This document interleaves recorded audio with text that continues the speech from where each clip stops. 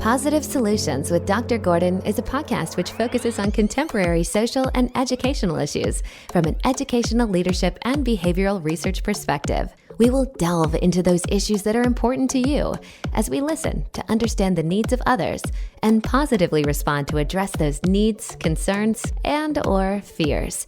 Professionals in their respective fields of expertise, in addition to friends of the podcast, will share their unique perspectives of positive solutions to what matters to you most. Join us every Sunday afternoon at 5 p.m. Eastern, 4 p.m. Central Time, as we share positive solutions to those issues that are important to you.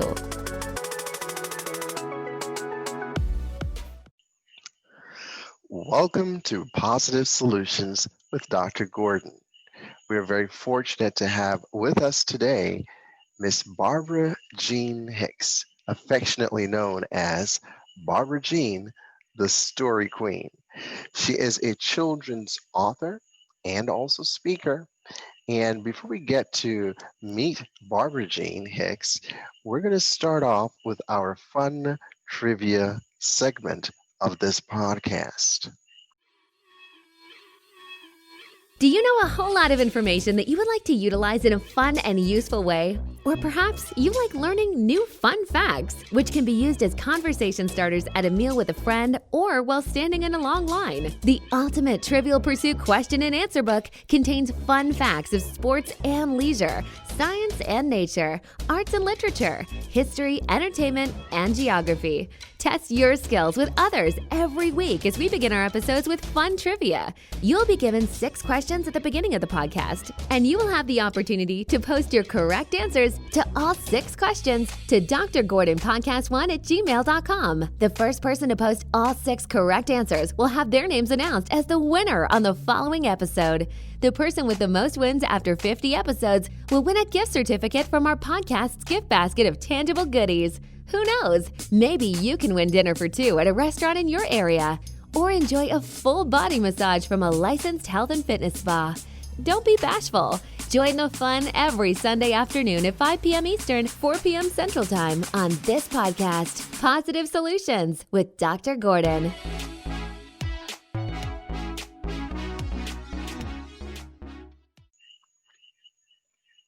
Today's fun trivia consists of 6 questions and focuses on sports and leisure. So get your pens and papers ready and let's go. I'll say the questions twice and you have an opportunity to write them down, come up with the correct answers, and kindly send them to drgordonpodcast1@gmail.com. Again, that's drgordonpodcast1@gmail.com. Now, the first person who submits all 6 answers correctly to drgordonpodcast1@gmail.com will have the privilege of having their name called on the next episode. Don't forget, after 50 episodes, you have an opportunity to win a tangible gift from our gift basket of goodies. So again, that's the person that has the most wins after 50 episodes. So are you ready now for question number 1? Here we go. Number 1, what South American country has won the World Cup 5 times? What South American country has won the World Cup 5 times? Question number 2. What was soccer star David Beckham's wife, Victoria's, career name before she married? I'll say that again. What was soccer star David Beckham's wife, Victoria's, career name before she married? Question number 3. What 4-letter word describes an arena for public roller skating? What 4-letter word describes an arena for public roller skating? Question number 4. Which state minted continental dollars for the fledgling U.S. government in 1776? Which state minted continental dollars for the fledgling U.S. government in 1776? Question number 5. What sport is featured in the movie Raging Bull? What sport is featured in the movie Raging Bull? And question number 6. Where did snowmobile innovator Joseph Armand Bombardier establish his factory? Where did snowmobile innovator Joseph Armand Bombardier establish his factory? If you're still trying to figure out how to spell Joseph Armand Bombardier's last name, it's spelled, of course, Joseph, Joseph hyphen Armand, Armand, Bombardier. Let's see if you had it correct. Bombardier. So where did snowmobile innovator Joseph Armand Bombardier establish his factory? Now, get the answers to all 6 questions. They have to be correct answers, of course, and submit them to drgordonpodcast1@gmail.com. Now, whoever's the first person that submits all 6 answers correctly to drgordonpodcast1@gmail.com will be the winner.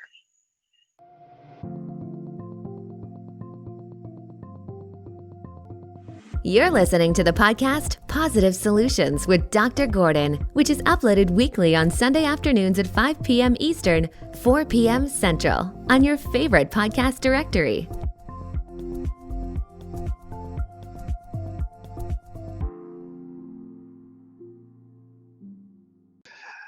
A very pleasant good afternoon. We are delighted to have with us a wonderful guest, Mrs. Barbara Jean Hicks, the Story Queen.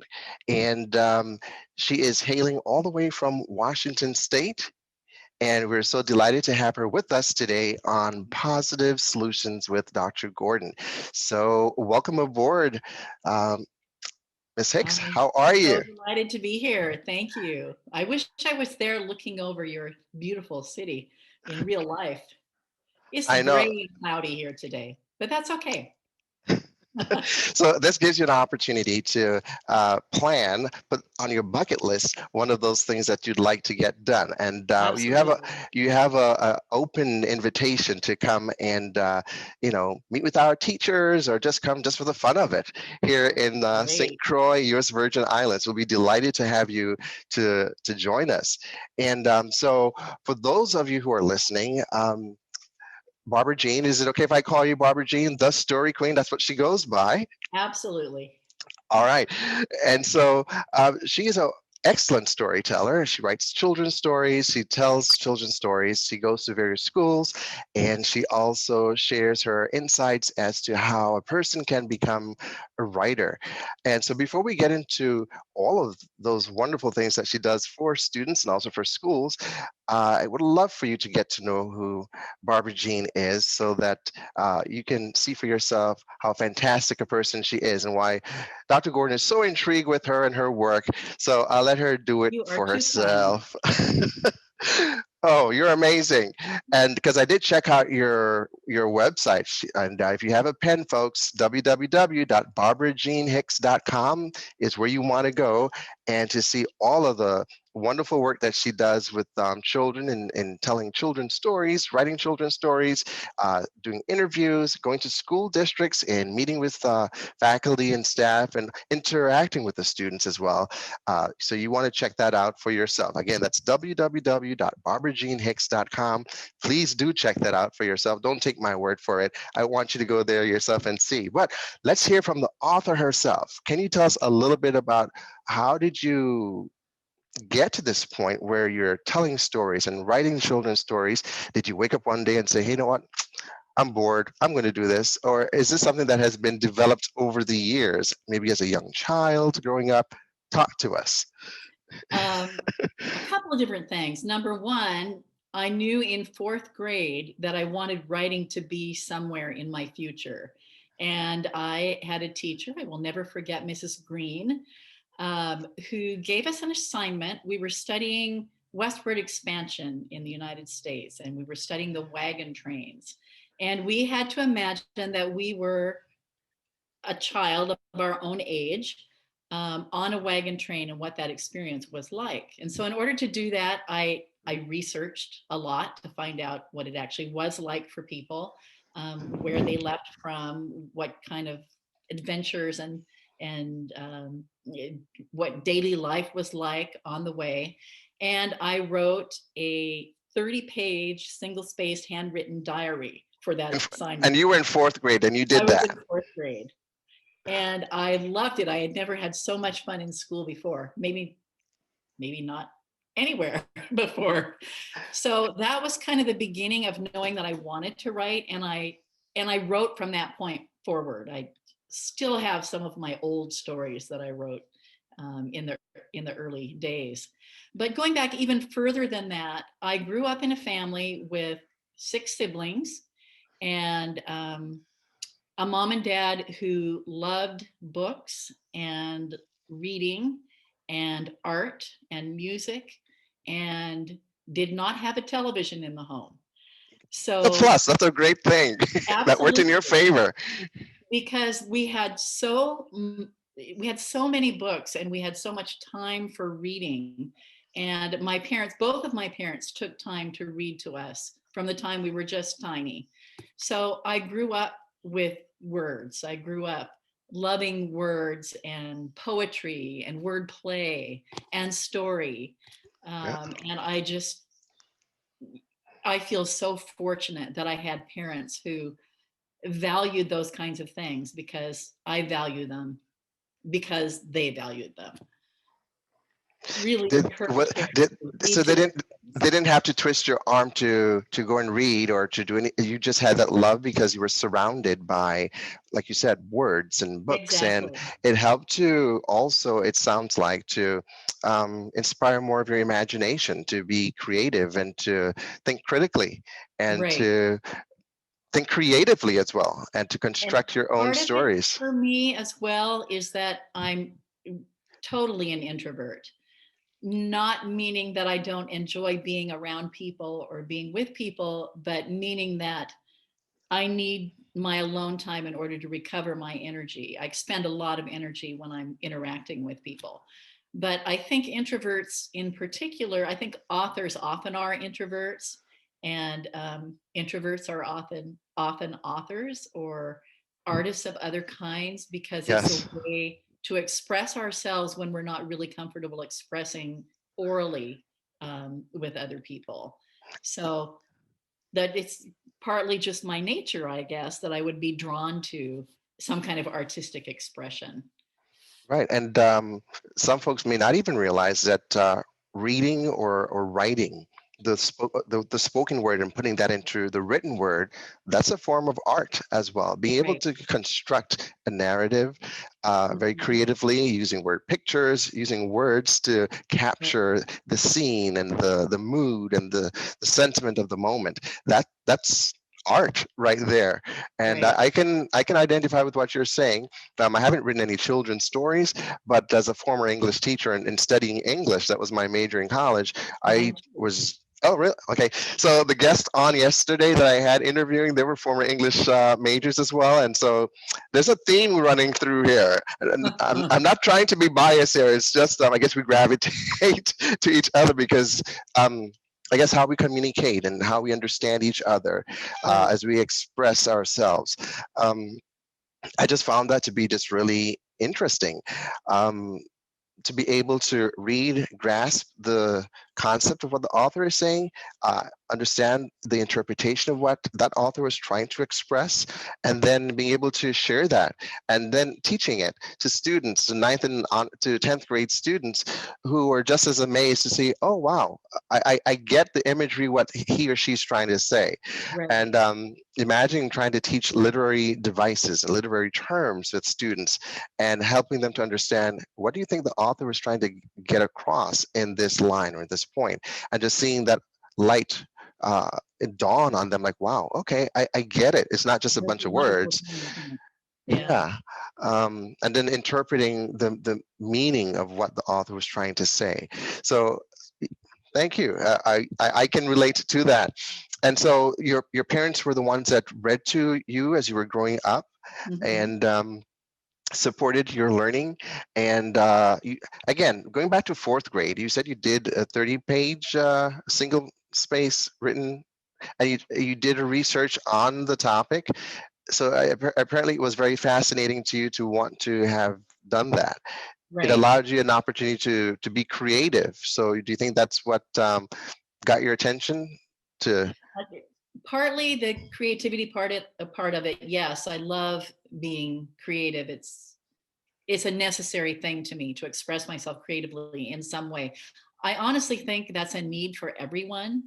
And some people express their creativity in the garden, some Yep. in the kitchen, Yeah. some in front of the computer like I do, some with a paintbrush.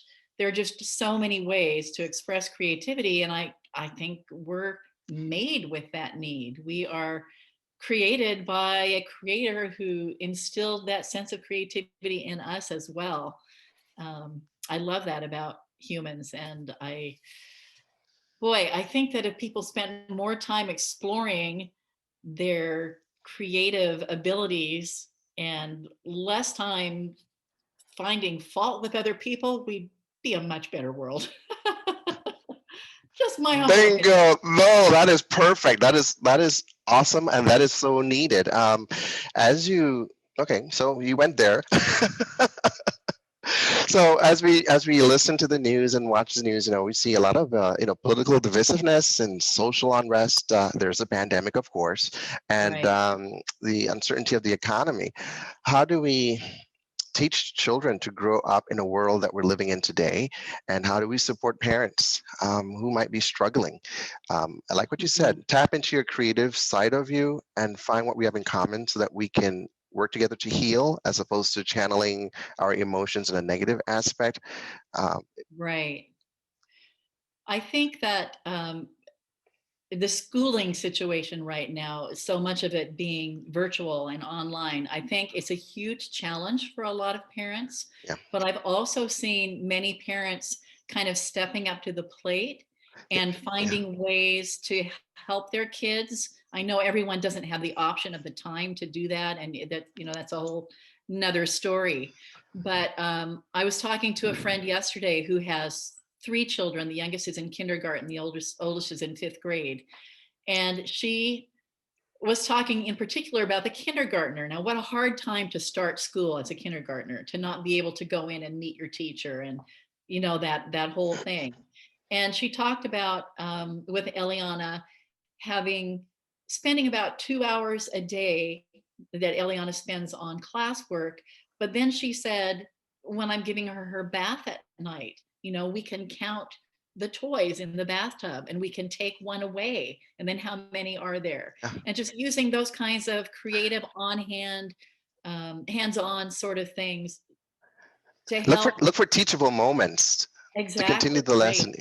And I've always felt that teachers are the first and best teachers for their children. I worked for Head Start for a while, and my job was as a home educator, going into homes and meeting with parents and children, and modeling for parents things that they could do with their kids to enhance their learning, and respecting the fact that parents have a huge impact on their kids as far as how they learn and what they learn.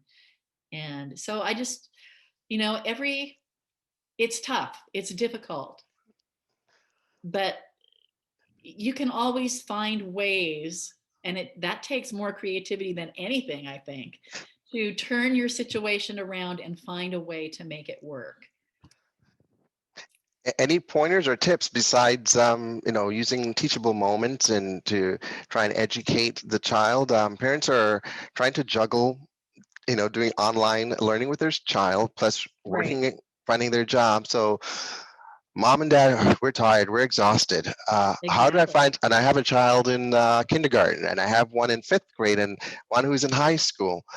Right. It is a challenge, and as an administrator, we see that, Right. we hear it, we get it, and that's why, in our school district, we went above and beyond to try and accommodate parents by even saying to parents, hey, come on into the school.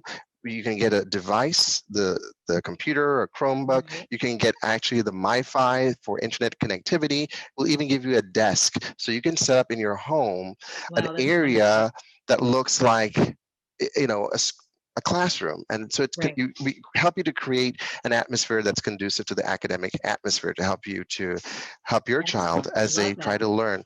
And so Mhm. we've done our best to do that, because we know it's an unprecedented time in which we're living right now. Right. It's Right. not anyone's fault. It's not the student's fault. It's not the Hmm. parents' fault. And so I applaud leadership in doing that. I also applaud the leadership as far as, for example, the governor, making sure that as uh, a people, we're being safe and following the guidelines, and Right. just to make sure that we can live to see another day, and Right. providing that education so that learning continues, instruction continues, despite all that's happening. Right. Um, and it's just Well, about and being flexible. one of the things that I mean when I say that parents are the first and best teachers for their children, it's not explicit teaching, it's how they live their lives. It's the kinds of things they talk about, it's the kinds of activities they partake in. For example, my parents with the reading Right. and not having the TV. I'm not saying you shouldn't have a TV, but I am saying that the fact that we didn't have one and that my parents read to us instead was huge for me. And so much of my learning and my values came from watching my parents read for their own pleasure, not just reading to us. So I'm I smiling don't know. as I'm listening I to you. think Go that ahead. parents need to live their best lives. And as they live their best lives, their kids see that. No, That's where that absolutely. education comes from. I'm smiling because as you're talking, you kind of sound like my parents, because Really? yeah, my dad, okay, so my dad was a former high school English teacher. He also became an assistant principal later. He also was a pastor. And my mom, she was an English teacher and journalism teacher for high Wow. school. So it runs in the family. It's in the genes, because I have two older sisters who also taught high school English. My oldest one is still a 12th grade English teacher, and my second oldest sister, she was a former 12th grade, excuse me, English teacher. Right now, she works as an assistant principal at one of the public Wow. elementary schools. So, and then I taught English as well. So it's in the genes. But when I was in kindergarten, I used to come home from school and would go straight towards the television. First, I would go to the refrigerator, grab a carrot, rinse it off, go and watch Bugs Bunny. And my mom would say, "Well, how was school today? Was school fine? Yes, mommy. Uh, did you do all your work? Yes. Did you get in a fight? Yes." So everything was yes. And so she realized my attention, my focus was just on the screen, and I was Right. not communicating with her. So when we moved from where we were living to another place, my dad was about to put up the television. She's like, we're not going to put up a TV, because Vincent needs to focus his attention in learning how to communicate. He needs to read. Oh, I mean, I was reading, but I was more right. interested in the TV. So that Right. we didn't have any television, in my formative years, all through elementary, junior high, high school. It was just reading. Wow. And Interesting. yes, I had no other choice, so which was not a negative. Well, for someone in junior high school, for example, that was a negative. But in hindsight, Right. we survived. The Earth did not stop spinning on its axis, and That's right. I do recall, in junior high, and I laughed to myself because I still see it and witness it today with some of the junior high students. There's this thing where you would say, "Oh, I'm bored," or "It's boring." My mom did not like to hear that at all. That just irritated her. And so she would say, "You need to find something constructive to do with your time." And so she would say, "Go clean your room, or go, clean the porch, clean the windows, whatever." So as a 12 year old, you try to, you know, one up your parents, so you try and get your room all cleaned and do all of that. And so when you say, "Oh, I'm bored," and she says, "Go and clean your room," "Oh, it's done. I'm bored." What cured that for me is when she said, because moms are smart, They she are. said, "Oh, yeah." She said, "Great. Now go and get the dictionary, get a pen and paper, pick any word you want, pick any letter you want, and I want you to write the word, the meaning, and a sentence with it." That cured my boredom. I never was bored ever again. Ah, interesting. The diction, that's really interesting. We had in the dining room when I was growing up a bookshelf that was right behind my dad's chair at the table. And I remember as a child him pulling the dictionary out at the dining table at dinner time, after dinner time, and opening the dictionary at random and pointing at random. And that was our word for the day. And we learned the word and we learned the definition and we learned the derivation. Yeah, And yeah. And there was also a set of encyclopedias on that bookshelf. And he would pull out an encyclopedia volume at random and open it at random and read us about something. yeah. So That was our Google back then, the exactly, World Book right. Encyclopedia. So I got that, and then when I taught my first year teaching seventh grade English, I taught in Florida. I had as my assignment, one of my assignments in addition to teaching, was to do study hall. And so of Uh-huh. course you had to have something constructive to do. And guess what those seventh graders were saying to me? "I'm bored." Guess what Mr. Gordon did at that time? Get the dictionary, right? The word. So Perfect. I yes. So no, I gained a love for words. I gained a love for writing, and expressing myself through the written word. And so yes, I do like to write. Um, and so for individuals who might have a knack for writing, do you have any tips or pointers for them? It could be for students who might be in elementary, junior high, or high school, or even adults. Right now, some folks are quarantining at home.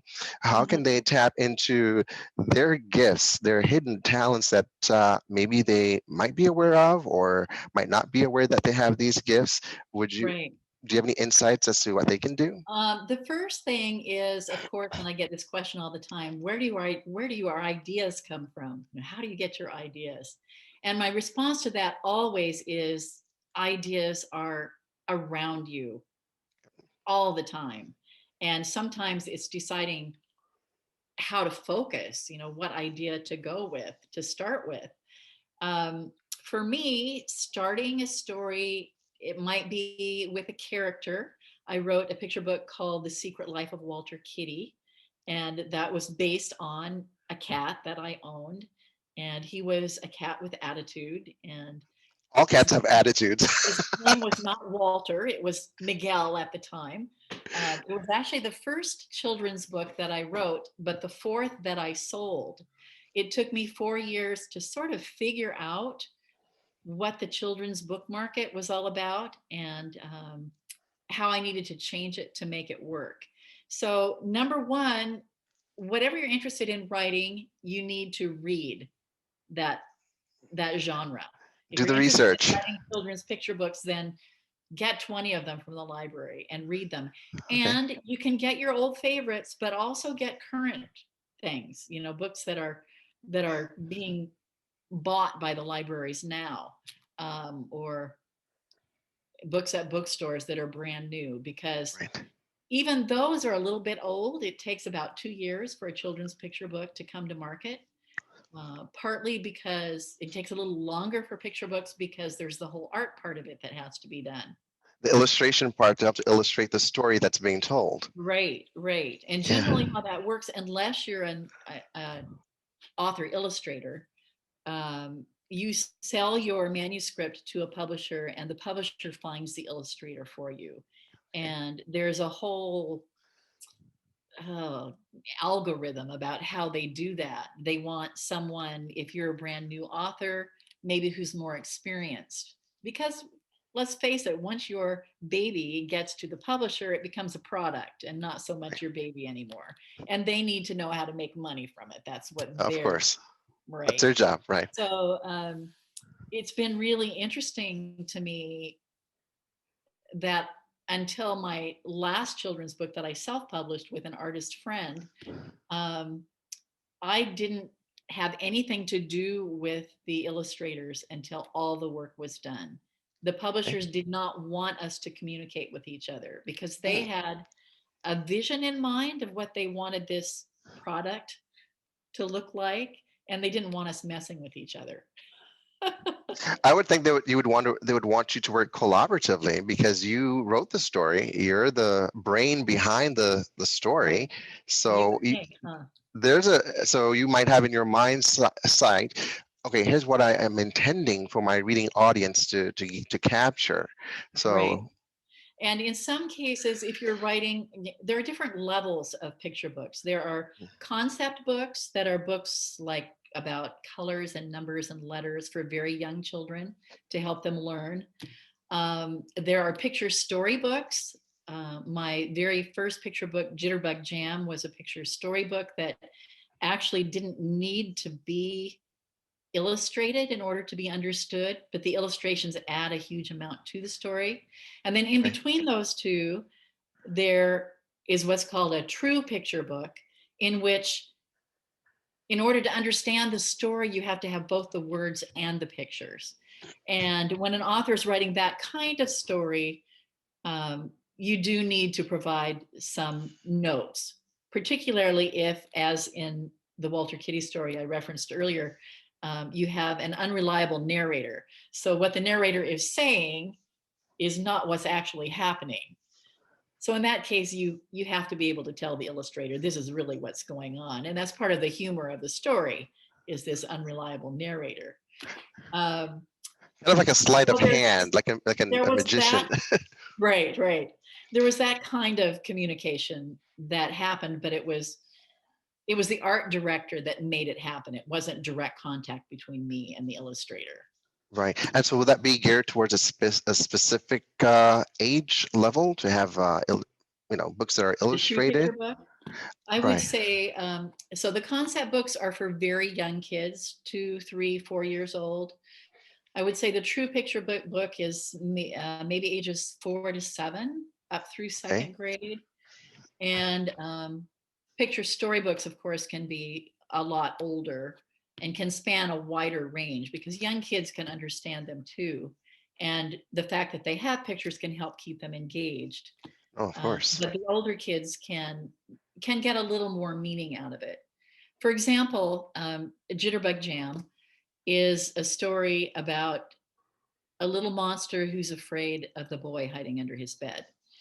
Okay, So so it's that's different. You said it's a story of a monster who's afraid of the little boy who's hiding under his bed. Usually it's the boy or the little child that's afraid of a monster exactly hiding under his bed. So that's a nice right. twist It's a whole to twist on that idea. And it actually came from, do you remember Gary Larson, the cartoonist? Gary Larson. Which He would cartoon? wonder if The Far Side was the name of his. Yes, yes, yes, yes, yes. Love Gary Larson. And actually, the idea for that story came from a Gary Larson cartoon. And there was a picture of a little boy monster in bed. And he was sitting up in bed with his eyes really wide. And his mom was, standing next to the bed. And he said, I just can't get to sleep. I'm afraid of the little boy under my bed. And I just thought that was so adorable. So, so I wrote that story. And in the beginning, there was no boy under the bed. It was just fluff and dust. It was just dirt under the bed that he was afraid of. And then in the next go around, um, instead of a dust bunny, it became an actual bunny. So there was an actual bunny under the bed, which is not very scary at all. And I was not working except as a writer and editor at the time I started that story, but then I went to work at a school and I was working as an aide. And part of my responsibilities were working in the playground. And it was a fascinating school in inner city Seattle. And there were students from so many different countries. We had, I think, 7 different languages spoken by the parents in the home. So Wow. very multicultural. And what I noticed when I was on the playground is that it did not matter what color a child's skin was, Oops. what language they spoke, what religion they were. They just had fun together. And so at that point, in the next go around, because you revise many, many times as an author, um, the little boy under the bed actually became a little boy. And there is an encounter near the end of the story where the little boy and the monster get to know each other and recognize some of their common experiences, belonging to a family, having a brother, having a mom who doesn't always understand. Um, and they end up sharing a piece of toast with Jitterbug Jam at the end of the story. And it's the beginning of a friendship, a very unexpected friendship. And one of the things I really believe about children's books and any kind of writing is your story comes from who you are as a person. Mhm. And for it to be effective as a teaching tool, you can't write it as a teaching tool. You write it from your heart. And what comes out is in that story, for example, is my belief that at our core, people have so much in common. Yep. And if we can focus on those things, we can stop being afraid of each other. So I love that story because it portrays that part of me. It portrays my values in that area. But it was not written to teach kids that you don't have to be afraid of people who are different from you. It came from my values. It came from my heart. So I think, especially writing for kids, that it's so important not to be didactic, not to sit down with, I'm going to write a story to teach kids about this because it will help them. You write from your own experience, and who you are as a person is expressed through your art, through your writing.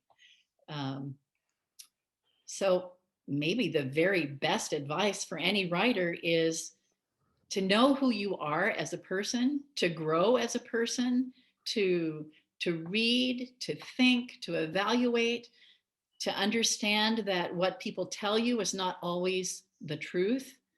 To find out what your truth is, and when you know that, that's what gets expressed in your writing. Does that make sense? That makes perfect sense.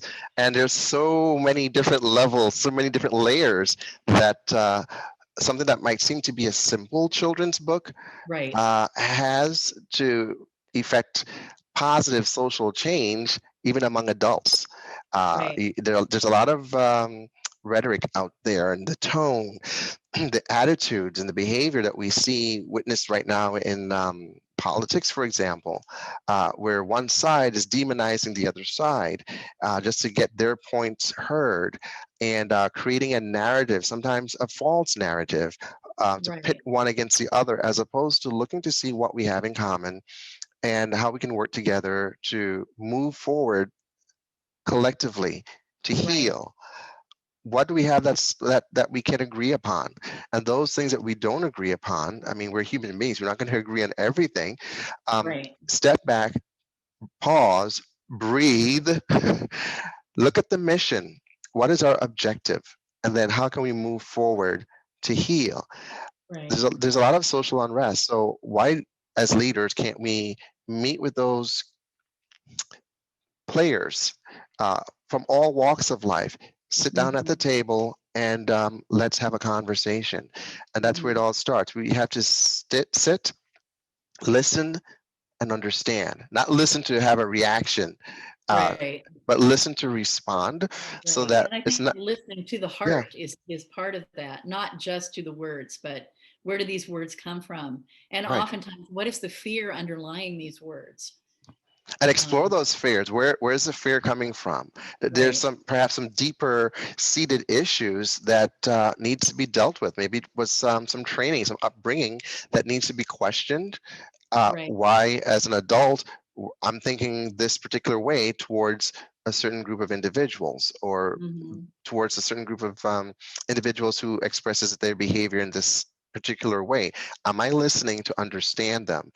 And I tend to end the podcast with, we have faith, we have hope, we have love. All three are very important towards healing and towards having a harmonious society. However, the greatest of all those three, faith, hope, and love, is Right. love. Love. And so if we're utilizing that from that approach, that using that as a platform, our attitudes, our tone, how we even think about each other would be different. And Mm. those who we tend to follow, if they're not exemplifying those character traits, then that's a telltale sign that perhaps their thinking and their belief system is not in alignment with where we need to be as a people. Right. Right. So your story is it has different layers of depth of Hmm. it's not just for children. I mean, I can see it being very And I applicable think to adults as well. part of the thing I love about this character Bobo, who's the little monster, is that he lives in a family. He has a brother who doesn't treat him very well sometimes. He has a mom who thinks he's silly and imagines things. And he has a grandpa Boo Dad who's this wonderful, warm, loving, amazing person who tells him stories about how scary little girls and little boys are. Mhm. And that he goes beyond just listening to what he is told, even by those people he loves and admires, to thinking for himself. And to me, that's a big part of that story and a big part of what we need to do. So as adults, as parents, as teachers, as administrators, we have an obligation to teach and to train children in the way in which they should go, Right. so that when they're older, they don't depart from it. However, in addition to that, as individuals, we're responsible for our learning, and Mm, we are tasked with the responsibility to study to show ourselves, right. approved. So are we also studying to gain more information? We've been led by our parents and by our teachers, but now that we're old Mhm. enough, are we still continuing that learning? Are we still Right. doing the research for ourselves? And are we opening ourselves to even thinking differently if we get information, new information, um, Right. and just being honest with ourselves as we do this self-reflection. And can Why we acknowledge that we're not there yet and we're never going to get there we're still because learning, we're all of always life is learning. learning experience. Right. Yeah, there are things that are hardcore that we don't deviate from, and then there are things that, with more information, we learn how to use love in order to be able to help others as well, who might look differently or think differently than we do, as Right. opposed to the visceral means of communication that we hear and that we witness, and that it's not very healthy Right. for anyone or for society. So Right. those children's stories are awesome to teach children from a young age, that we need to celebrate those things that we do have in common. The little boy had something in common, so did the monster. They both had Right. families. Yeah. Right. Uh, Another one of my more recent picture books, which is probably the one that is best known because it's based on characters from Disney's Frozen, and and I had a question to ask you about that, but go ahead. it, just, it was written at the invitation of Disney. It was a commissioned piece, Okay. but the approach that I took in this story was compare and contrasting Anna and Elsa, and they each have their own voice in the story. They're speaking to each other throughout the story, and they talk about how from a very early age they just did not understand each other at all because they were so completely different. Their personalities were so different. Their Correct. needs were so different.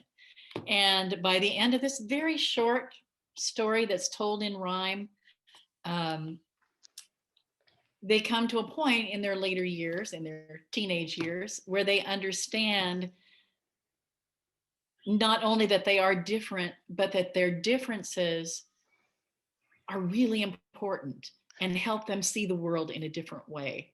If they can, acknowledge the differences and say, you're not wrong, you're just a different person than I am. And I want to see how you see the world. And I love the strengths that you have because they're not my strengths. Their differences help to complement each other, and together, working collectively, they are a Right. strong, formidable force. Right, And exactly. that's what we need to learn as adults. And those children's stories are perfect to know that it's not one versus the other. Let's pool our resources together, and let's see how we can move forward to have a better, harmonious society, starting with our own selves, as What opposed was to. the question you Yeah. wanted to ask about that story? Oh no, because I checked out your website, www.barbarajeanhicks.com, and I saw that you had the story of Elsa and Anna and uh, the snowman. I'm skipping on his name. I'm forgetting my his name my too. favorite, yeah, my Olaf. favorite.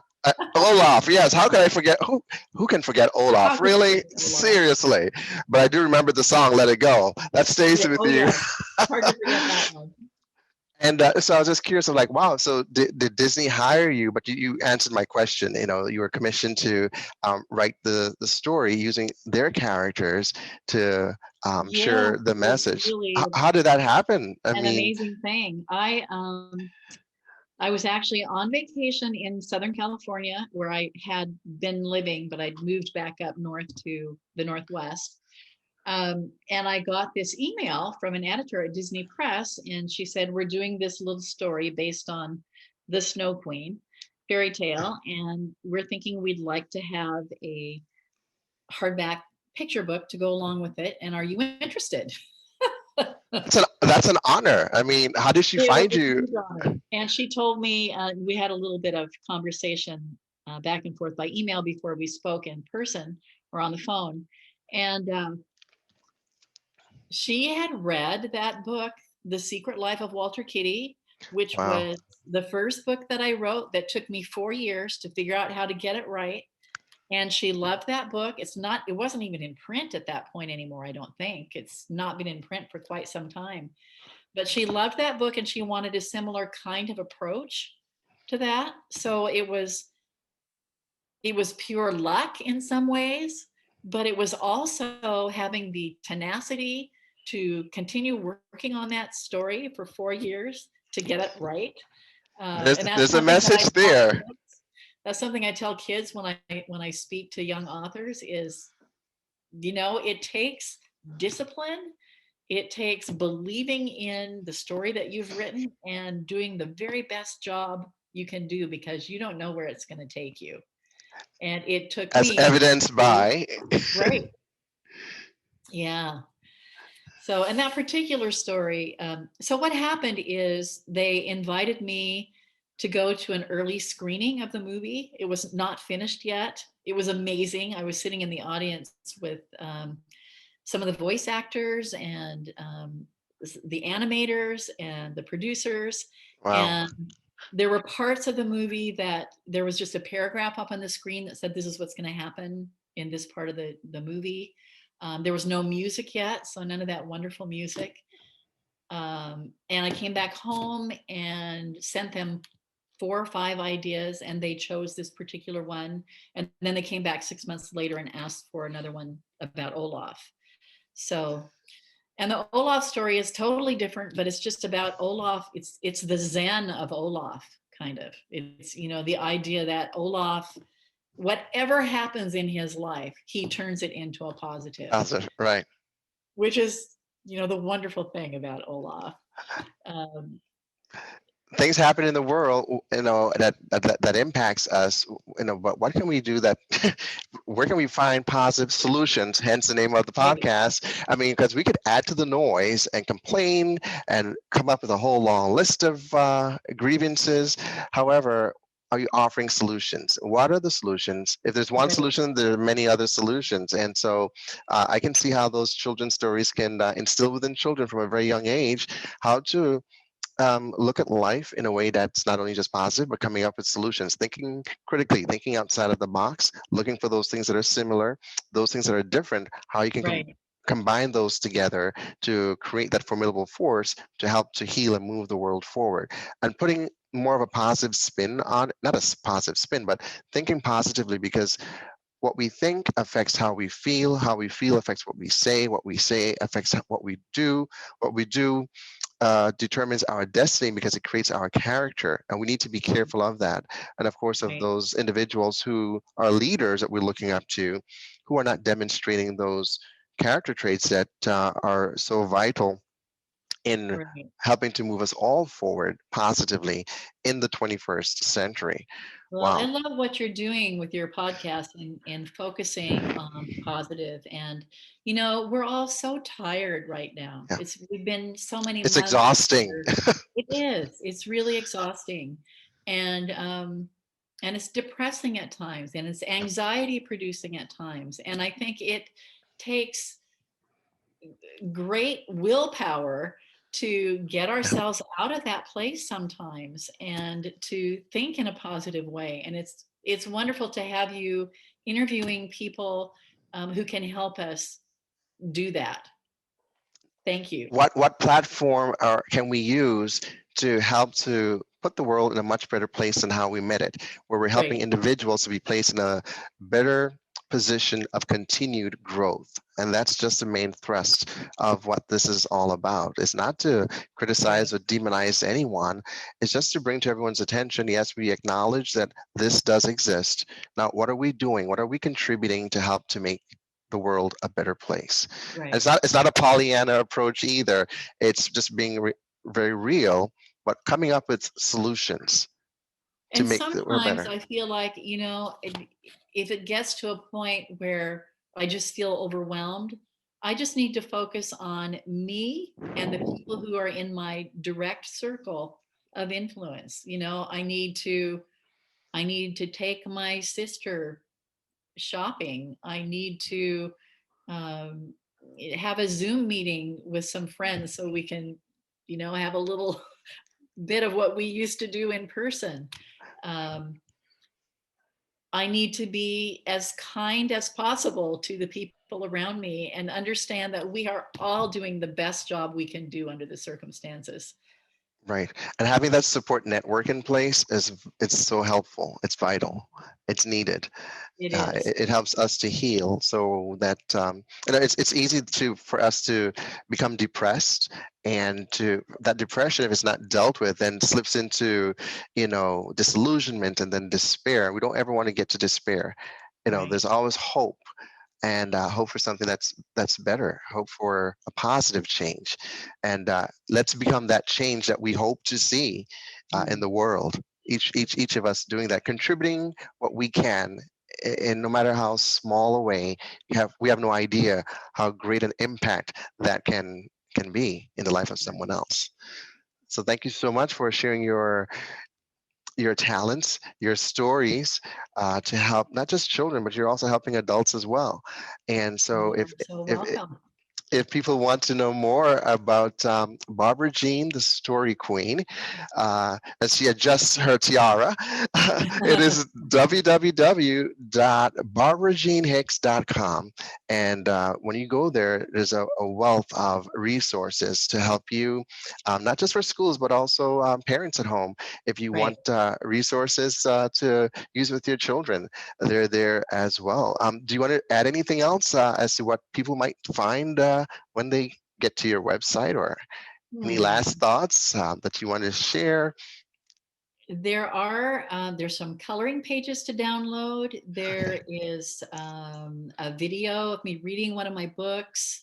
Um, I there are also links to a blog that I did for a while called "The Queen is in the Kitchen," I like which that. has to do with eating healthy. One of my books that I didn't mention is called "Monsters Don't Eat Broccoli," and We can relate to that monster. that is a book that came directly from my experience as a child, where my dad was a wonderful gardener. I sometimes think that he had this huge vegetable garden as a place to get away from the 7 kids when he needed to. Who knows? My mom was not a real lover of vegetables, but she cooked them for us. And I remember that one of the ways my dad got us to eat broccoli was by telling us, this isn't broccoli, it's just teeny little trees. And so the story Monsters Don't Eat Broccoli, again, in a twist, you find at the end that it's not just a story about monsters and what they don't like to eat and what they do like to eat. It's a story about kids who are pretending to be monsters to get out of eating their broccoli.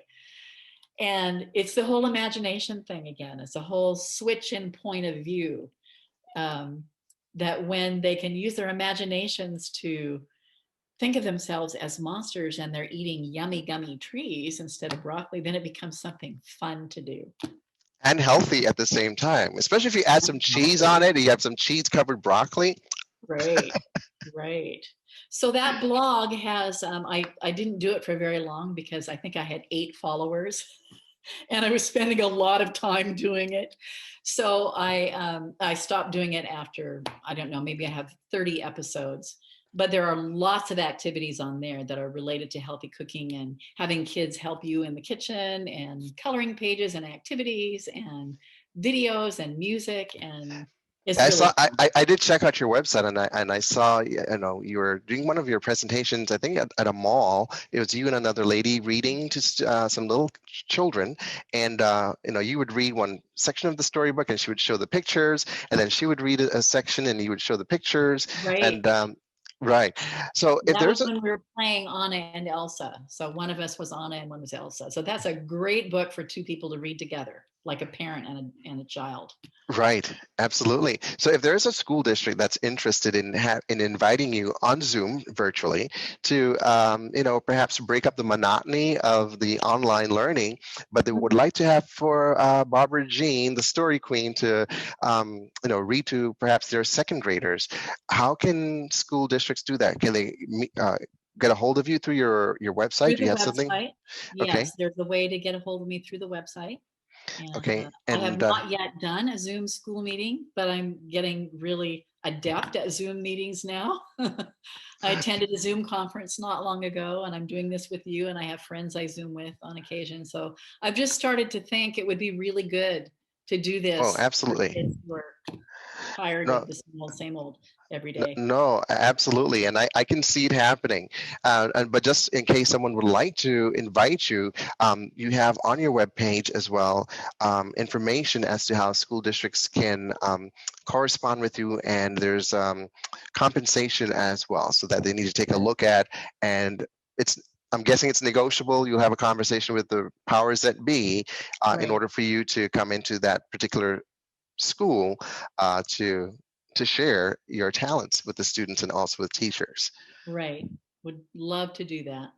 Okay, well, this podcast goes all over. I was looking at the stats in the podcast, and I'm like, wow, I see the United States. I see, of course, here in the United States Virgin Islands, but then I saw Europe. I'm like, wow, I have 2 folks in France listening to this. Who are these people? Oh, So wonderful. it's amazing the reach that we have, and so I wanted to afford individuals like yourself the opportunity to use this as your platform to share your gift, your story, to be a source of help and healing for others. So thank you so much Thank for you. agreeing to, spend some time, talking with the listening audience and for Oh, sharing my your pleasure. story. Yeah. So would you be willing to come back again some other time later on to continue talking? Absolutely. I feel Well, like we just got started.